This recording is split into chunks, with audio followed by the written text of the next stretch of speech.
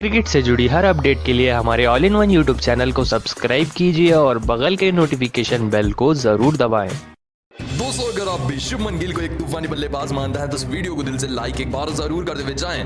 दोस्तों, समाप्त हो चुका है पंजाब किंग्स बनाम गुजरात टाइटंस का आईपीएल 2022 का तूफानी मुकाबला। तो आइए आपको बताते हैं पूरी हाइलाइट्स। दोस्तों, शुरू हो चुका है पंजाब किंग्स बनाम गुजरात टाइटंस का आईपीएल 2022 का 16वां मुकाबला। दोस्तों, टॉस की अगर हम बात करें तो इस मुकाबले में गुजरात टाइटंस के कप्तान हार्दिक पांड्या ने टॉस जीता और गेंदबाजी का किया फैसला। ऐसे में पहले बल्लेबाजी करने उतरी पंजाब किंग्स की टीम। शुरुआत खराब रही। दोस्तों, मयंक अग्रवाल इस तरीके से शॉर्ट गेंद पर शॉट लगाने के चक्कर में कैच दे बैठे। दोस्तों, इस मुकाबले में मयंक अग्रवाल हार्दिक पांड्या की गेंद पर जो ही कप्तान है राशिद खान को कैच दे बैठे और 5 रन बनाकर 9 गेंदों का सामना करते हुए मयंक अग्रवाल आउट हुए। उनके बाद तीसरे नंबर पर जॉनी बेस्टो आए थे जो अपना पहला मुकाबला खेल रहे थे। वो की लूकी फर्गसन की इस गेंद पर बगल में खड़े राहुल टिवेटिया को अपनी कैच दे बैठे, जिसके चलते बेस्टो 8 रन बनाकर 8 गेंदों का सामना करते अपनी बड़ी विकेट गंवा बैठे। उनके बाद मैदान पर बल्लेबाजी कर रहे थे शिखर धवन। दोस्तों, आप सभी को बता दें ज्यादा देर मैदान पर शिखर धवन भी नहीं टिक पाए। दोस्तों, राशिद खान की इस घूमती हुई गेंद को धवन पढ़ नहीं पाए। बल्ले का हल्का सा एज लेकर विकेट कीपर मैथ्यू वेड की गोदी में जाकर गिरी गेंद, जिसके चलते शिखर धवन 35 रन बनाकर 30 गेंदों का सामना करते अपनी बड़ी विकेट गंवा बैठे। लेकिन उसके बाद मैच को बदलने का दम लिया लियाम लिविंगस्टोन ने, जिसने इस मुकाबले की कहानी बदल कर रख दी। दोस्तों, लेकिन दूसरे एंड से विकेटों का पतंग जारी रहा, लेकिन दूसरे एंड से लियाम लिविंगस्टोन भी तूफानी बल्लेबाजी कर रहे थे। दोस्तों, इस मुकाबले में लियाम लिविंगस्टोन ने अपना तूफानी अर्धशतक पूरा किया और पंजाब किंग्स को एक बड़े टोटल तक पहुंचाने का जिम्मा उठाया लियाम लिविंगस्टोन ने, लेकिन विकेटों का पतंग जारी रहा। दूसरी तरफ से जितिन शर्मा जो विकेट कीपर है, ये भी दर्शन की इस गेंद को हवा में खेल बैठे और गेंद के नीचे शुभमन गिल आ गए, जिसके चलते इस तूफानी मुकाबले में आउट होकर रखे जितिन शर्मा 23 रन बनाकर 11 गेंदों का सामना करते हुए। ऐसे में इनके बाद ओडियन स्मिथ भी जोश में आकर बड़ा शॉट तो खेल बैठे, लेकिन ये भी जाकर गिरी गेंद सीधा फील्डर की गोदी में। चलते ओडियन स्मिथ इस तूफानी मुकाबले में 0 रन बनाकर 1 गेंद का सामना करते हुए अपनी बड़ी विकेट गंवा बैठे।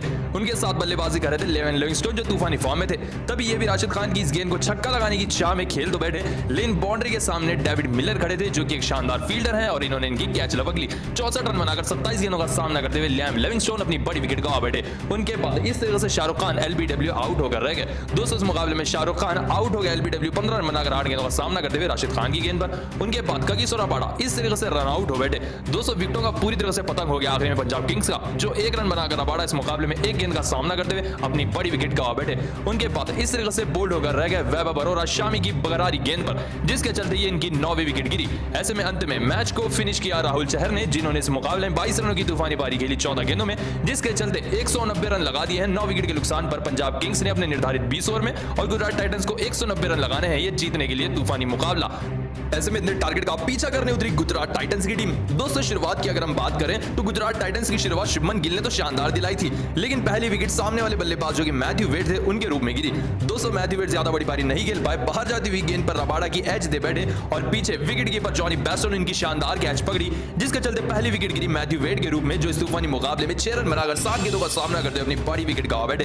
तो उनके बाद तीसरे नंबर पर आए थे साई सुदर्शन। दोस्तों, ये भी राहुल चहर की गेंद पर 35 रन लगाकर 30 गेंदों का सामना करते मयंक अग्रवाल को अपनी कैच दे बैठे इस तरीके से, और इस मुकाबले में साई सुदर्शन 35 रन बनाकर आउट हो गए।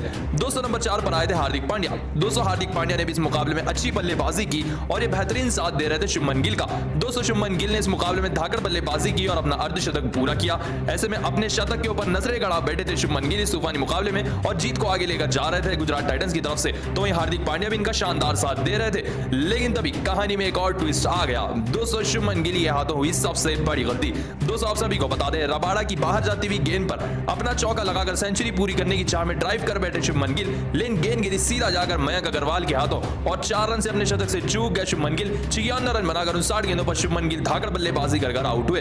दोस्तों, आखिरी ओवर में काफी ज्यादा रोमांच हुआ, जहां हार्दिक पांड्या और डेविड मिलर बल्लेबाजी कर रहे थे और आखिरी 6 गेंदों पर जीत के लिए 18 रन चाहिए थे। दोस्तों, पहली गेंद इस तरीके से डेविड मिलर रन लेने के चक्कर में हार्दिक पांड्या को दूसरे एंड से रन आउट करा बैठे और इस मुकाबले में हार्दिक पांड्या आखिरी ओवर में 27 रन बनाकर 18 गेंदों का सामना करते हुए आउट होकर रह गए। उनके बाद बल्लेबाजी करने आए थे राहुल तिवेतिया और अंत में आकर ये गेंद काफी ज्यादा मुश्किल हो चुका था गुजरात टाइटंस के लिए, क्योंकि 2 गेंदों पर 12 रनों की दरकार थी। स्ट्राइक पर थे राहुल तिवेतिया।